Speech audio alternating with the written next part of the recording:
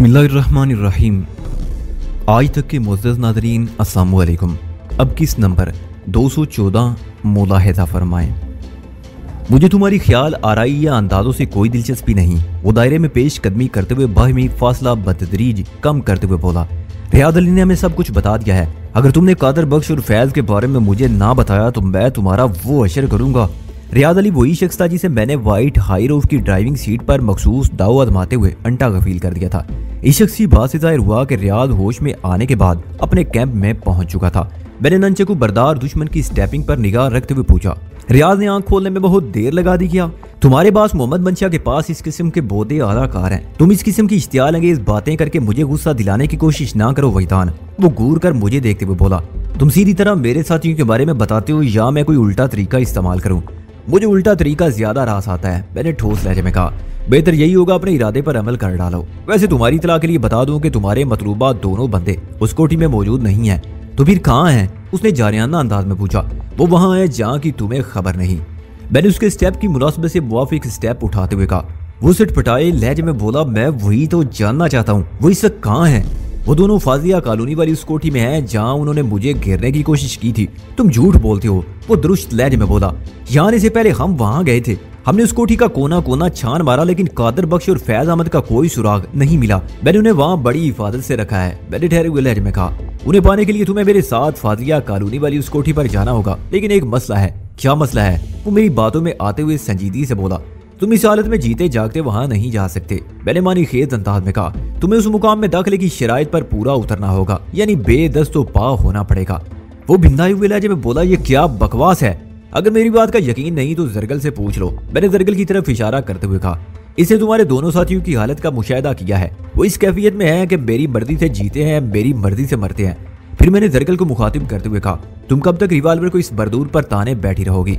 इसके साथी या साथियों पर काबू पा लिया गया है और यह भी कादर बख्श और फैज अहमद के पास जाने का मुतमन्ना है। मैं जब तक इसके हाथ पांव तोड़ूं तुम बाहर जाकर सूरत हाल का जायजा लो और हो सके तो अपने साथियों की मदद भी करो। इस रिवाल्वर को अपने पास ही रखो, किसी भी लम्हे इसकी जरूरत पेश आ सकती है। एक लम्हे का तवक्कुफ देकर मैंने इजाफा किया, वैसे मुझे तवक्को नहीं कि सद्दफ के होते हुए किसी और को हाथ पांव को जहमत देना पड़े। जरगल मेरी हिदायत पर बिस्तर से नीचे उतरी और अगले ही लम्हे वो बेडरूम का दरवाजा खोलकर बाहर जा चुकी थी। मैंने मद्दे मुकाबिल का जायजा लिया। उसके चेहरे पर पहली मर्तबा खौफ व हिरास नजर आया। इस कमरे से बाहर की सूरत हाल उसकी मुखालफत में हमवार हो चुकी थी और बेडरूम के अंदर मैं उसके हाथ पांव तोड़ने की बातें कर रहा था। उसने चौकन्ना नजर से बेडरूम के खुले हुए दरवाजे को देखा और लपक कर मेरे सर पर ननचकू का खड़ा वार करने की कोशिश की। मैं उसकी तरफ से गाफिल नहीं था। मैं ननचकू की स्टिक पर निगाह रखते हुए फौरन अंदर आया और हम दोनों के जिस्म एक दूसरे से टकराए और ननचकू की स्टिक मेरे सर के ऊपर से होते हुए पुश्त की तरफ चली गई। उसी वक्त मैंने उसके सीने पर हैंड पुश आजमाया। वो ननचकू समेत 2 कदम पीछे हटा और अपने कदमों पर जमकर उस हथियार को हवा में घुमाने लगा। वो ननचकू की आजाद स्टिक से हवा में इंग्लिश का 8 बना रहा था। ये ननचकू की खुद हिफाजती इस्तेमाल होने वाली एक मखसूस हरकत होती है। मैं उसकी कमर पर निगाह रखते हुए पंच मारने का झांसा दिया, वो मेरे झांसे में आ गया। उसने ननचकू की आजाद स्टिक मेरे बाजू पर लाग लगाने की कोशिश की। उसकी ये हरकत मेरे लिए गैर मुतवक्को नहीं थी। मैंने ननचकू की स्टिक को अपने हाथ में काबू किया, फिर दूसरे हाथ का एक जोरदार पंच उसके चेहरे पर रसीद कर दिया। इस धुआंधार मुक्के ने उसके हाथ से ननचकू छुड़ा दिया, जो नतीजे के तौर पर अब मेरे हाथ में आ चुका था। मेरा पंच अपने चेहरे पर खाकर वो बुरी तरह टकराया और चेहरे को दोनों हाथों में छुपाकर लड़खड़ाते कदमों से पीछे की जानिब किया। मैंने एक स्टेप लेकर फ्रंट व्हील किक चलाई और उसे चारों खाने जीत कर दिया। वो चंद सानिये तक फर्श पर पड़ा हैरान नजर से बेडरूम की छत को देखता रहा, फिर दोनों हाथ फर्श पर मारते हुए हैंड स्प्रिंग के से अंदाज में उठकर खड़ा हो गया।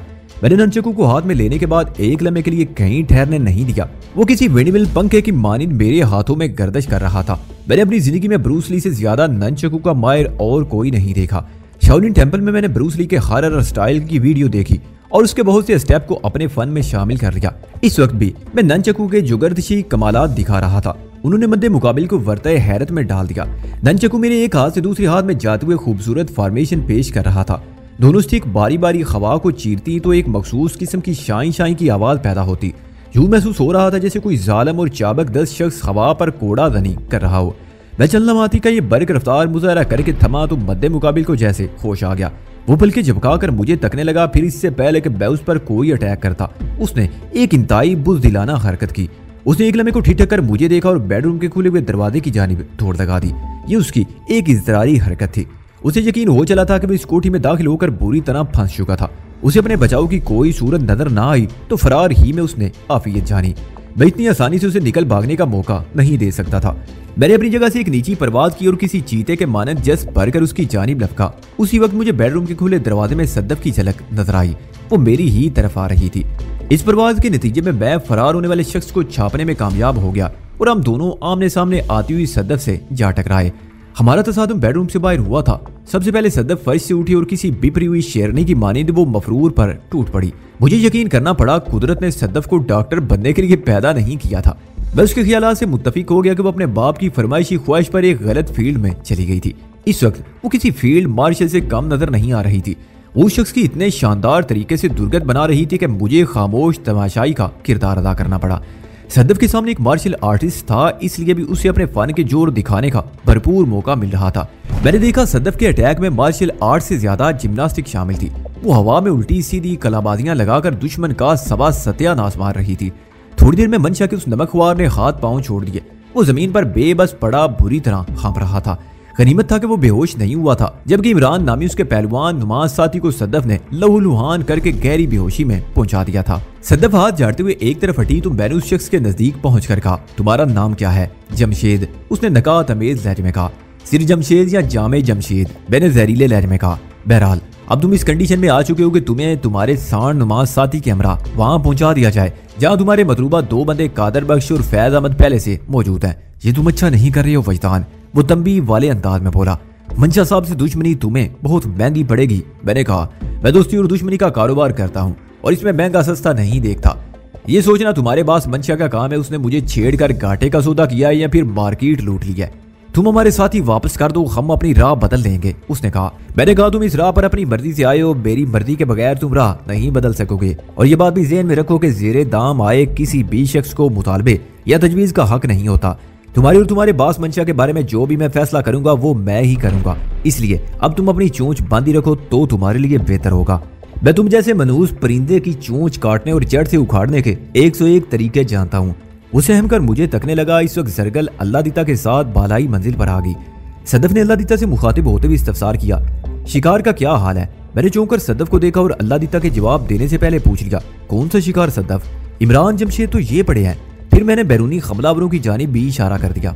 सद्दफ ने बताया, वजदान, इनका तीसरा साथी भी हमारे हत्थे चढ़ गया है। वो कोठी के अगम में ग्रे खाई रूफ में मौजूद था। मैंने सिक्योरिटी गार्ड की मदद से जलाल नामी उस शख्स पर काबू पाकर कोठी के अंदर पहुंचा दिया है। जलाल के कब्जे से हमें एक कलाशनकोव भी मिली है। सद्दफ की इस कामयाबी पर मुझे जिस दर्जा खुशी मिली उससे कहीं बुलंद दर्जा रन जमशेद को हुआ। उसकी रही से ही उम्मीद भी खत्म हो गई थी, वरना शायद वो जलाल की तरफ से किसी मदद की उम्मीद कर रहा होगा। उसने किसी हारे हुए जर्नैल की मानिंद गर्दन झुका दी। अल्लाह दीता ने सद्दफ के सवाल का जवाब देते हुए बताया, बीबी जी, जलाल पूरी तरह काबू में है। तहसीन ने उसे गन पॉइंट पर ले रखा है। बाद में मुझे मालूम हुआ कि जलाल से छीनी हुई कलाशनकोव उसे हुदूद में रखने के लिए ही इस्तेमाल हो रही थी। मैंने सद्दफ की तरफ देखते हुए सवाल किया, क्या इन लोगों की ग्रे खाई रूफ अभी तक अकबी सड़क पर ही खड़ी है? उसने इस बात में जवाब दिया। मैंने अल्लाह दीता से कहा, इस गाड़ी को फौरन कोठी के अंदर ले आओ, जब तक मैं इन लोगों के बारे में कोई खत्मी फैसला नहीं करता। हाई रूफ कोठी में रहेगी। एक लम्हे को रुककर मैंने सवाल किया, क्या चाबी वगैरह गाड़ी में लगी हुई है?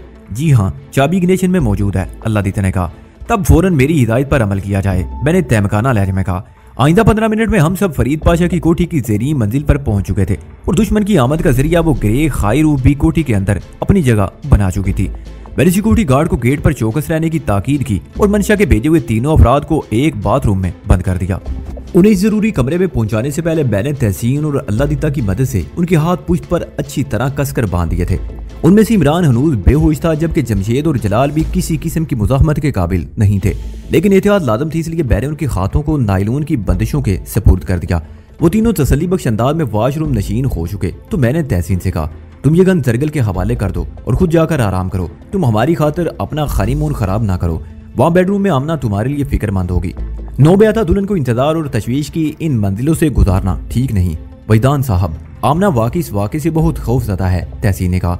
एक मरतबा तो उसने मुझसे ये भी पूछा, तहसीन, क्या तुम्हारे सर के घर पर किसी फिल्म की शूटिंग हो रही है? तहसीन फरीद पाशा का असिस्टेंट था और जाहिर फिल्म लाइन का बंदा होने के सबब उसकी गुफ्तगू में फिल्मी सिचुएशन का आ जाना कोई हैरत की बात नहीं थी। मैंने उससे कहा, तुम अपनी बीवी को जाकर समझाओ कि जिंदगी किसी फिल्म की मानद है। सर, वो ममनून नजर से मुझे देखते हुए बोला, इन हालात में आपको छोड़कर बेडरूम में जाना कुछ अच्छा नहीं लगता। मैं ऐसा करता हूँ कि आमना को भी यहीं बुला लेता हूँ, और अगर यहाँ फिर किसी हकीकी मंदिर की शूटिंग शुरू हो गई तो। मैंने दानिश जुमला अधूरा छोड़ दिया। वो ज़्यादा नजर से मुझे देखने लगा। तहसीन, तुमने मुतअद्दिद फिल्मों के सेट पर फाइट के सीन देखे और शूट करवाए होंगे, लेकिन मैं फिल्मी दुनिया का बंदा नहीं। मेरी हकीकी जिंदगी में फिल्मों से कहीं ज्यादा मार धाड़ और थ्रिल मौजूद है, और मैं हर किस्म की सिचुएशन से निपटना जानता हूँ। तुम मेरी फिक्र ना करो और अपनी बीवी के पास चले जाओ। अगर तुम्हारी मदद की जरूरत पेश आई तो मैं तुम्हें फौरन बुला लूंगा। वो ना चाहते हुए भी मेरे मशवरे पर उस बेडरूम की जानिब बढ़ गया जहाँ उसकी नौब्याता दुल्हन उसके लिए तशवीश भरे अंदेशे अपने जहन में समाये बैठी थी। वैसे तीनों हमलावर हमारे काबू में आ चुके थे, इसलिए ज्यादा फिक्रमंदी की बात नहीं थी। इस वक्त मेरा जहन उन तीनों को फाजिया कॉलोनी वाली कोठी के तय खाने में मुंतकिल करने के बारे में सोच रहा था। उन्हें पाशा की उस कोठी में रखना मुनासिब नहीं था। इसी दौरान में वापडा की मेहरबानी से लाइट आ गई और अल्लाह दिता ने जनरेटर ऑफ कर दिया। लाइट आने से आपो आप मेरा ध्यान डार्लिंग की तरफ चला गया। फिर वो मंदिर मेरी निगाह में घूम गया जब मैंने एक जख्मी बॉक्स में उसकी अकबी टांगे झांकते देखी थी। उसके बाद लाइट चली गई और जरगल की वजह से नाक चीख ने हमें सब कुछ छोड़कर उसकी जानिब दौड़ लगाने पर मजबूर कर दिया था। अल्लाह दिता खासा मर्दम शनास वाक़ हुआ। उसने मेरे चेहरे से मेरी सोच का अंदाजा लगा लिया। वो ठहरी हुई आवाज में बोला, साहब जी, वो डिब्बा अंदर ले आया हूँ जिस पर आपने फायर किया था। कहाँ है वो बॉक्स? मैंने बेताबी से पूछा। उसने बताया, उधर ड्राइंग रूम में रखा है जहाँ आज रात आपने डेरा जमा रखा है। बेइज़रारी अंदाज में उठ खड़ा हो गया। सद्दफ भी खड़ी हो गई। मैंने जरगल की जानिब देखते हुए कहा, तुम गन समेत यहीं मौजूद रहो, अल्लाह दिता तुम्हारे साथ है। अगर ये तीनों खबीस वॉशरूम के अंदर किसी किस्म का ऊधम मचाने की कोशिश करें तो फौरन मुझे बुला देना। वैसे मुझे उम्मीद नहीं वो तुम्हारे लिए कोई परेशानी पैदा करें। तुम इधर से बेफिक्र होकर उधर जाओ। वो कलाशनकोफ को मखसूस अंदाज में थपथपाते हुए बोली, मैं यहाँ की सूरत से निपट लूंगी। उस पश्तून दोशीजा के हाथ में गन बहुत फब रही थी। मैंने पहली नजर में अंदाजा लगा लिया वो इस हथियार को बखूबी इस्तेमाल करना भी जानती है। मैं मुतमईन हो गया। पहलवान नुमा इमरान ने मुझे और सद्दफ को जिस पिस्टल से धमकाने की कोशिश की थी, लाइट आने पर उसे तलाश कर लिया गया था और मैंने उसे अल्लाह दिता के हवाले कर दिया। फैज अहमद से छीना वो लोडेड रिवाल्वर मैंने हिफाजत की गरज से जरगल को दिया था, उसे तहसीन के सुपुर्द कर दिया गया। इस तरह मेरे तमाम साथी मुसल्ला हो गए सिवाय मेरे और सद्दफ के, और हमें अपने मामला से निपटने के लिए आतिशी असले की जरूरत भी नहीं थी। वैसे जमशेद का ननचकू मेरी तहवील में था, लेकिन मैं उसे इस्तेमाल करने का इरादा नहीं रखता था। इस किस्म के हथियार मेरे लिए अहमियत के हामिल नहीं रहे थे। मार्शल आर्ट्स के जो फाइटर फाइटिंग के दौरान में गाहे बगाए जिम्नास्टिक की टेक्निक्स का इस्तेमाल करना जानते हैं, उन्हें ननचकू, स्टिक, तलवार और निंजा स्टार की जरूरत पेश नहीं आती। मैंने ड्राइंग रूम में कदम रखा तो बेइख्तियार मेरी निगाह उस बॉक्स की तरफ उठ गई जो सेंट्रल टेबल पर रखा हुआ था। थोड़ी देर पहले मैंने उस जंबू बॉक्स पर फायर किया था, जिसके नतीजे में उसमें पैदा होने वाले शगाफ ने मुझे डार्लिंग की अकबी टांगों की झलक दिखाई थी। इस मंजर ने मेरे दिल की धड़कन को हद दर्जा बढ़ा दिया था। उस दफा आमने सामने सोफों पर बैठ के और वो बॉक्स हमारे दरमियान टेबल पर मौजूद था और मेरी फायरिंग से उसमें बनने वाले शगाफ में से डार्लिंग की टांगे अब भी झांक रही थी। अल्लाह दिता ने बहुत ही एहतियात और हिफाजत से उस बॉक्स को यहाँ पहुंचाया था। फायरिंग ने सद्दफ और अल्लाह दिता के खदशे की तरदीद कर दी कि कहीं इस बॉक्स में कोई बम या आतिशगीर मादा ना हो, लिहाजा इसे हाथ लगाने में किसी किस्म का रिस्क पोशीदा नहीं था। मैंने उस पर चिस्मा चिट को एक मरतबा फिर पड़ा और फिर बेधड़क बॉक्स खोल डाला। बॉक्स के अंदर डार्लिंग की गर्दन की कटी लाश रखी थी। मेरा दिल उछलकर हल्क में आ गया। इस मंजर ने मुझे सरतापा लरजा दिया। वो मेरी महबूबा की हैसियत में जलवागर होने वाली थी और बाद नाजुक लम्हात में उसने एक मोहसिन की तरह मेरी भरपूर मदद भी की थी। किसी अजीज हस्ती की कटी हुई गर्दन को देखना किस कदर तकलीफदेह मरहला होता है, इसका अंदाजा बखूबी लगाया जा सकता है। बॉक्स के अंदर खून की ज्यादा मिकदार नजर नहीं आ रही थी। इसका यही मतलब था डार्लिंग को कहीं और कत्ल किया गया था और बाद में उसकी गर्दन कटी लाश को इस किंग साइज डब्बे में पैक करके वहीदान अली इब्ने आबद अली को पेश कर दिया गया। मैं नकली वहीदान की इस बेईमाना हरकत पर तिलमिला कर रह गया। मेरी डार्लिंग का कातिल वही था। उस शैतान ने इसे पाशा के बंगले से अगवा किया था। वो डार्लिंग समेत अल्लाह दिता और सिक्योरिटी गार्ड को जुल्म देने में कामयाब हो गया। अचानक सद्दफ की सरसराती आवाज मेरी समाज से टकराई। वहीदान, डार्लिंग के नीचे भी मुझे कुछ नजर आ रहा है, जरा इधर देखो। डार्लिंग की साल ने सद्दफ को भी गहरे सदमे से दो चार कर दिया। मैंने इसकी आवाज में गम की परछाइयों को लहराते हुए महसूस किया। उसकी तवज्जो दिलाने पर मैंने भी डार्लिंग के नीचे किसी दाती शय को देख लिया। मैंने उस बॉक्स को पहलू के बल झुकाया तो मजकूरा शय खुलकर सामने आ गई। मैं इस वफादार खंजर को पहचानने में कोई गलती नहीं कर सकता था। वो मेरे मरहूम दोस्त इम्तियाज अली की यादगार था और मैंने उसकी प्यासी दार की मदद से मियां जाहिर हुसैन समेत बहुत से बेड़ियों की शारक की मिजाज पुरसी की थी। लेकिन ये खंजर यहाँ कैसे पहुंच गया? मैं तो शोएब गौरी के मशवरे पर इस खंजर को कराची ही में छोड़ आया था। डार्लिंग की लाश के साथ खंजर को मुझ तक पहुंचाने का एक मकसद था और वो ये कि मुझे बताया जा रहा था वो मेरे हाथों मेरी गर्दन भी काट सकता था। ये नकली वजदान तो बहुत ही कमीना वाक़या हो रहा था। फिर मेरा ध्यान शोएब गौरी की तरफ चला गया। टेलीफोन पर होने वाली गुफ्तगू में वो बहुत बढ़ चढ़ कर बोल रहा था और उसने ये इंकशाफ भी किया कि बल्कि मुझ पर इल्जाम लगाया था कि मैं गुज़िश्ता रात कराची में मौजूद था और उसके अड्डे साउथ पर मैंने ही अपनी निगरानी में कार्रवाई करवाई थी। उसने जिस हवाले से मेरा जिक्र किया वो नकली वजदान पर फिट बैठता था और अब कराची में छोड़ा हुआ खंजर भी यहाँ पहुंच गया था। नकली वजदान ने अगर वाकई इस खंजर से डालने की गर्दन काटी थी तो फिर उसकी सफाकी और पहुंच में किसी शक्को शुबे की गुंजाइश बाकी नहीं रह जाती थी। मैंने उस बॉक्स को थोड़ा हिलाया जुलाया तो एक तयशुदा कागज पर मेरी नजर पड़ी। मज़कूरा कागज डार्लिंग के नीचे दबा हुआ था। सदफ ने भी वो कागज देख लिया और बेइख्तियार उंगली से उस जानिब इशारा भी कर दिया। मैंने खंजर अपने हाथ में ले लिया और उसकी नोक से वो तयशुदा कागज डार्लिंग के मुर्दा वजूद के नीचे से खींच लिया। तजस्सुस के हाथों मजबूर होकर सदफ अपने सोफे से उठी और मेरे पहलू में जुड़ कर बैठ गई। इसी दौरान में मैं वो तयशुदा कागज खोल चुका था। कागज की तहरीर पढ़ते ही मुझे हैरत का झटका लगा। वो हूबहू मेरी तहरीर थी। मुझे यूं महसूस हुआ जैसे मैं अपने लिखे को पढ़ रहा हूँ। आप अंदाजा कर सकते हैं इस वक्त मैं किस कैफियत से गुजर रहा था। नकली वजदान ना सिर्फ कमाल का बहरूपिया था बल्कि वो तो बेहतरीन नकाल भी साबित हो रहा था। बहरत और तजस्सुस के मिले जुले तासरात के साथ वो तहरीर पढ़ने लगा। वहां मेरी हैंड राइटिंग में लिखा था, वजदान, डार्लिंग नामी ये बिल्ली अब तुम्हारे लिए बहुत खतरनाक साबित होने वाली थी, इसलिए मैंने इसे खत्म कर दिया। शायद तुम्हें मेरी बात का यकीन ना आए, लेकिन ये हकीकत है कि पिछले चंद घंटों से इसके अंदर एक बुरी ताकत ने बसेरा कर लिया था। बदी की वो ताकत आगे चलकर तुम्हें नाकाबिले तलाफी नुकसान पहुंचाने वाली थी, लिहाजा मैंने तुम्हें महफूज रखने के लिए डार्लिंग का किस्सा तमाम कर दिया। बदी की वो कुव्वत एक बिल्ली समेत अपने अंजाम को पहुंच गई और तुम्हारा खंजर तुम्हारे पास। ज्यादा तफसील में जाने की जरूरत नहीं समझता, अक्लमंद के लिए इशारा काफी होता है। मैंने इस अजीब व गरीब तहरीर को बार बार पढ़ा और हर बार एक ही नतीजा बरामद हुआ, और वो ये कि नकली वजदान मेरा दुश्मन नहीं बल्कि दोस्त है। लेकिन ये बात समझ में नहीं आ रही थी कि वो किस किस्म की दोस्ती निभा रहा था और क्यों। वो कौन है जो मेरे बहरूप में कभी लाहौर में मौजूद है तो कभी कराची में नजर आता है। इन हरकत से वो क्या साबित करना चाहता है। सच्चे दोस्त तो खुलकर सामने आते हैं और कंधे से कंधा मिलाकर दोस्ती का अमली सबूत देते हैं। ये बहरूपिया तो अजीब हरकतें कर रहा था, इसका अंदाज चोरों वाला था। अचानक मेरे दिल में एक खतरनाक सवाल उभरा, कहीं ये मेरे दुश्मनों की कोई नहायती गहरी चाल तो नहीं। वो दोस्ती की आड़ में मुझे घेरने की कोशिश तो नहीं कर रहे। सदफ ने मेरे ख्यालात पढ़ दिए। जाहिर है वो टेलीपैथी नहीं जानती थी। उसने मेरे चेहरे के तासरात और मौजूदा सूरत हाल से वो अंदाजा लगाया होगा जो अल्फाज का रूप धार कर उसकी जबान से फिसल गया। मैंने उसकी आवाज में बड़ी वादे थरथराहट महसूस की। वजदान, ये दोस्ती कोई खतरनाक जाल भी हो सकती है जिसके जरिए दुश्मन तुम्हें ट्रेप करना चाहता हो। मैं भी इसी अंदाज में सोच रहा हूँ, मैंने तशवीशनाक लहजे में कहा। उसी वक्त अल्लाह दीता ड्राइंग रूम में दाखिल हुआ और यहाँ की सूरत हाल उससे पोशीदा ना रह सकी। तब नकली वजदान के खत को मैंने उसे छुपाना मुनासिब समझा और पूछा, तुम खैरियत से आए हो ना? जी साहब, वो डार्लिंग के मुर्दा वजूद को हसरतनाक अंदाज में देखते हुए बोला। मैं ये पूछने आया था, आपको किसी चीज की जरूरत तो नहीं, कोई चाय या काफी वगैरह? मेरे सदफ का इंदिया लिए बगैर दो ठोक अंदाज में कहा, फिलहाल नहीं। हम दोनों फौरी तौर पर इन तीनों शैतानों को ठिकाने लगाने जा रहे हैं जो वॉशरूम में बंद है। इतनी देर में तुम डार्लिंग को ठिकाने लगा दो, हमें अब इससे जुदा होना ही पड़ेगा। हकीकत को तस्लीम कर लें तो बड़े से बड़े साने का गम भी हल्का हो जाता है, लेकिन अमूमन इंसान गैर हकीकत पसंद वाक़ हुआ है, इसलिए जिंदगी भर दुख और परेशानियां इसका पीछा नहीं छोड़ती, जिनमें से ज्यादातर खुद इसकी पैदा करदा होती हैं। डार्लिंग को वापस नहीं लाया जा सकता था। नकली वजदान की तहरीरी पैगाम में किस हद तक सदाकत थी इसका फैसला तो आने वाला वक्त ही कर सकता था।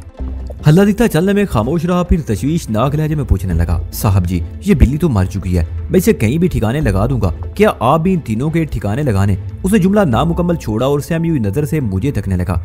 मैं उसके अधूरे जुमले का मफहूम समझ गया था। मैंने जल्दी से कहा, नहीं अल्लाह दीता, तुम जैसा समझ रहे हो मेरा वैसा कोई इरादा नहीं। मैं इन्हें ऐसी जगह पहुंचाने जा रहा हूँ जहाँ ये जिंदा रहे, लेकिन किसी बेदरर कीचुए की तरह।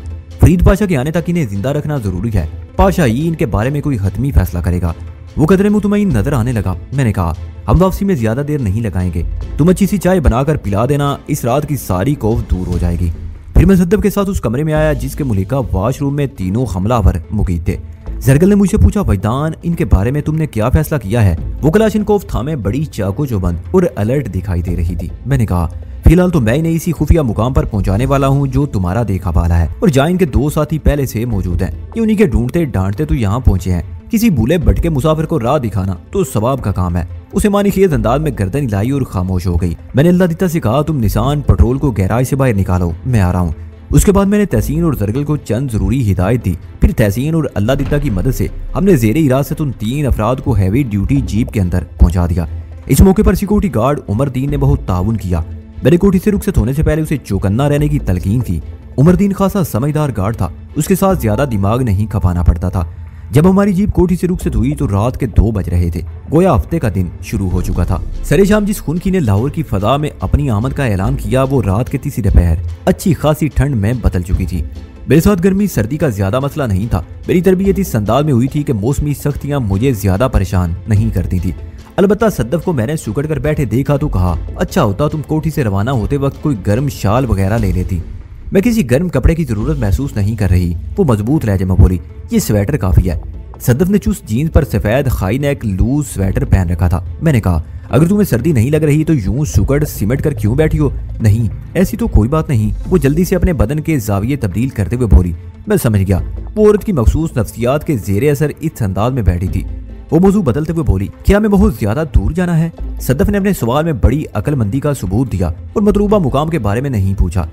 उसे ख्याल था कि जीप में 3 दुश्मन भी मौजूद हैं। ये बात उसके इल्म में नहीं थी कि मैं जमशेद नामी दराज कामज शख्स को बता चुका हूँ कि उनके दीगर 2 साथी कहाँ हैं। बहरहाल सद्दफ का मोहतात अंदाज मौके महल की मुनासिबत से बहुत मौजूद था। मैंने उसके सवाल के जवाब में कहा, कुछ ज्यादा दूर नहीं। तुम यूं समझ लो कि पाशा की इस कोठी के दरमियान और उसके दरमियान तुम्हारे मामू औरंगजेब खान की रिहाइश का है। ओह, उसने विंड स्क्रीन के पार देखते हुए गहरी सांस ली। इसका मतलब है हम पाशा अंकल की किसी दूसरी कोठी में जा रहे हैं। मेरे ख्याल में हम 10 मिनट बाद वहां होंगे। तुम्हारा ख्याल दुरुस्त है, मैंने ड्राइविंग पर तवज्जो मरकूज रखते हुए कहा। मैंने सद्दफ को मुख्तसरन अपने खाला से आगाह कर दिया। तामते खाने का राज उस पर अया नहीं किया और अब ये बात उससे छुपी ना रहती। मेरे ख्याल में इसमें कोई खर्च भी नहीं था। सद्दफ को मुझसे मिले ज्यादा अरसा नहीं हुआ था, लेकिन 2-3 मौकों पर उसने जिस तरह अपनी जान खतरे में डालकर मेरी मदद की, मैं उसे फरामोश या नजरअंदाज नहीं कर सकता था। अगर फाजिया कॉलोनी वाली कोठी के तय खाने का राज उस पर खुल जाता तो इसमें कोई कबाहत ना थी। वो अब मेरे दोस्तों में शुमार होती थी, अच्छे दोस्तों में। उसके बाद सद्दफ ने कोई सवाल नहीं किया और हम शादमान कॉलोनी को पीछे छोड़कर शाह जमाल रोड पर आ गए। हमारी मंजिल वो कोठी शाह जमाल और फाजलिया कॉलोनी के संगम पर वाक़ थी। तम उसका शुमार फाजलिया कॉलोनी ही में होता था। फरीद पाशा ने मुझे बताया कि इसी जमाने में इसके अलावा दीगर चंद मारूफ आर्टिस्ट भी फाजलिया कॉलोनी में रहते थे, लेकिन रफ्ता रफ्ता वो गुलबर्ग और डिफेंस सोसाइटी का रुख करने लगे। बाद मॉडल टाउन में जा बसे मुझे फिल्म और फिल्म वालों से ज्यादा दिलचस्पी नहीं थी, इसलिए मैंने पाशा की फराम करदा मालूमात पर ज्यादा तवज्जो ना दी। थोड़ी देर बाद हमारी जीप मतलूबा कोठी के करीब पहुंच गई और इसलिए एक नाखुशगवार वाकया पेश आ गया। निसान पेट्रोल के इंजन ने एहतजाजी आवाज खारिज की और बड़ी नफासत से खामोश हो गया।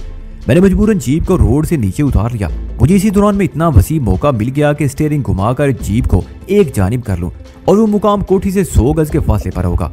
ये बड़ी वाहियात सूरत हाल थी। मुझे इसी दौरान में इतना मौका मिल गया कि स्टीयरिंग घुमाकर जीप को एक जानिब कर लूं। मैंने ड्राइविंग में महारत तो हासिल कर ली, लेकिन गाड़ी के तकनीकी मामलात का मुझे ज्यादा इल्म नहीं था। दरअसल मैकेनिकल बातें मेरे लिए गैर दिलचस्प और बोर साबित होती थी, इसलिए मैंने गाड़ी और इंजन के बारे में जानने के सिलसिले में कभी भी संजीदगी नहीं दिखाई थी। मैंने अपनी समझ बूझ के मुताबिक जीप को स्टार्ट करने की कोशिश की, लेकिन कामयाबी ना हुई। सदफ ने तशवीश भरे लहजे में कहा, वैतान इसके इंजन से कुछ छेड़छाड़ करो, शायद बात बन जाए। वो ये मशवरा देते हुए मेरी जानिब इतना ज्यादा झुकाई कि मुझे यूं महसूस हुआ जैसे वो खुद से छेड़छाड़ की पेशकश कर रही हो। मैंने दोनों हाथ स्टीयरिंग पर मारते हुए कहा, मैं इस मामले में अनाड़ी हूँ सद्दफ। मैंने कहा, हाँ वाकई मैं सिर्फ ड्राइविंग जानता हूँ, मैकेनिक नहीं हूँ। उसकी तशवीश में इजाफा हो गया। बोली, मेरे इस्तेमाल में भी इसी मोटर कंपनी की गाड़ी है, लेकिन तुम्हारी तरह मैं भी ड्राइविंग तक महदूद हूँ। सद्दफ के पास एक चिमचिमाती हुई वाइट सनी मैंने देखी थी। ये इत्तेफाक था कि इस वक्त भी हम निसान कंपनी की एक जीप में बैठे थे जिसने लबे बाम हमें धोखा दे दिया था। मैंने सद्दफ की तरफ देखते हुए कहा, इसका मतलब है हम दोनों इस मामले में अनाड़ी हैं। मेरा जुमला ज़ुमानी था और इस वक्त मैं बराह रास्त उसकी आंखों में देख रहा था। वो पता नहीं मेरी इस बात का क्या मतलब समझी कि एक झटके से सीधे होते हुए बोली, मुझे तो अपनी गाड़ी में जब भी कोई प्रॉब्लम पेश आती है मैं गैराज वालों को फोन कर देती हूँ। पापा डिफेंस के एक मारूफ गैराज से अपनी गाड़ियों का काम कराते हैं। मैंने उसकी बुकलाट को एंजॉय करते हुए कहा, तुम्हारे पापा और वो मारूफ गैराज कराची में है, हम उन्हें फोन करके किसी किस्म की मदद हासिल नहीं कर सकते, फिर क्या करें? वो ऊंट सुकेड़ते हुए बोली, इन 3 लफंगों के साथ सरेराह खड़े रहना भी ठीक नहीं। कश्ती पुलिस की कोई मोबाइल इस तरफ आ सकती है। अगर इन तीनों को उन्होंने इस हालत में देख लिया तो हमारे लिए कोई नई मुसीबत खड़ी हो जाएगी। वो बिल्कुल दुरुस्त कह रही थी। हम इस वक्त एक नाजुक सूरत हाल से दो चार थे। मैंने कहा, हमें धक्का लगाकर जीप को कोठी तक ले जाना होगा और कोई सूरत हाल फिलहाल मुमकिन नहीं। सद्दफ ने पूछा, वो कोठी यहाँ से कितने फासले पर है जहाँ तुम जाना चाहते हो? मैंने उंगली से फाजलिया कॉलोनी वाली कोठी की जानिब इशारा किया और कहा, मेरे ख्याल में ये फासला 100 गज के लगभग होगा। ये तो अच्छा खासा फासला है वैदान। वो परेशान लहजे में बोली, हमारे पास एक हैवी ड्यूटी जीप है, पुश देकर वहां इसे ले जाना आसान नहीं होगा। मेरी जिंदगी में कुछ भी आसान नहीं सद्दफ। मेरा लहजा अचानक कदरे तलख हो गया। दूसरी सूरत ये हो सकती है कि हम इन तीनों को अपने कंधों पर ढोकर कोठी के अंदर ले जाएं। वो मेरी तरफ देखते हुए पुरसोच अंदाज में बोली, ये सूरत तो पहली शक्ल से भी ज्यादा मुश्किल है। तब हम पहली सूरत को ही अपनाएंगे। मैंने फैसला कुन लहजे में कहा। तुम ड्राइविंग सीट पर आ जाओ, मैं नीचे जाकर जीप को पुश देता हूँ। फिर इससे कबल के वो कुछ कहती बैठ ड्राइविंग साइड का दरवाजा खोलकर जीप से बाहर निकल आया। मैंने जीप को धक्का लगाने से पहले पिछले हिस्से में फर्श पर पड़े उन तीनों का जायजा लिया। वो बड़ी शराफत का मुजाहरा करते हुए चुपचाप वहां मौजूद थे। उनमें पहलवान नुमा सांड इमरान नामी शख्स तो हनूज बेहोश था। जमशेद का शुमार भी नीम बेहोशी में करना चाहिए। अलबत्ता गिरे खाई रूप से हत्ते चढ़ने वाला जलाल अपने हवास में नजर आता था, लेकिन बेबसी वो बेकसी की किसी तस्वीर को शर्मा रहा था। मैंने जीप को धक्का लगाना शुरू किया तो एक एहसास ने बुरी तरह मुझे अपनी गिरफ्त में ले लिया। ये सच है, निसान पेट्रोल जैसी भारी जीप को धकेलना किसी एक शख्स के बस की बात नहीं, और मैं उस काम के लिए चीज से मदद ले रहा था। लेकिन मैंने जिस अजीब एहसास का जिक्र किया वो ये था कि मेरे साथ कोई और शख्स भी इस जीप को धकेल रहा है। इस एहसास ने मेरे रगों पे में सनसनी सी दौड़ा दी। मैंने बदसूर जीप को पुश करते हुए सर को झटका, लेकिन इस एहसास से निजात ना मिली। ऐसा पहले कभी नहीं हुआ था। ये एहसास मेरे लिए एक नया तजर्बा था। मैंने अपने काम में मसरूफ रहते हुए पेशो गिर्द का जायजा लिया। चारों तरफ खामोशी और सन्नाटे का राज था। रात की दोपहर शाहजमाल रोड सुनसान पड़ी थी और दूर दूर तक किसी जानदार के आसार नजर नहीं आते थे।